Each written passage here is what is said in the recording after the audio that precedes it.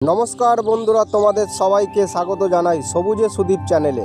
আজকের ভিডিওটা খুবই স্পেশাল, কারণ আমি তোমাদের দেখাবো আমার স্ট্রবেরি গাছ, যেখানে এই মুহূর্তে একসাথে ফুল আর ফল দুটোই রয়েছে। দেখো গাছটার এই দিকটা দেখো, এখানে নতুন ফুল এসেছে আর পাশে আবার লাল লাল পাকা পাকা ফলও ঝুলছে। এটা কিন্তু খুব আনন্দের একটা দৃশ্য, কারণ গাছটা একদিকে নতুন ফল দিচ্ছে আর অন্যদিকে নতুন ফলের প্রস্তুতি নিচ্ছে। এমন ফলন পেতে গেলে একটু যত্ন নিতে হয়। প্রতিদিন নিয়ম করে জল দিই, সকালে হালকা রোদে রাখি আর মাঝে মাঝে জৈব সার দিই। মাটি ঝুরঝুরে আর ড্রেনেজ ভালো হলে গাছটা বেশ ভালো থাকে। অনেকেই ভাবে স্ট্রবেরি শুধু ঠান্ডা জায়গাতেই হয়, কিন্তু ঠিকমতো যত্ন নিলে আমাদের দেশি আবহাওয়াতেও এটা দারুণ হয়, যেমনটা তোমরা এই গাছে দেখছো।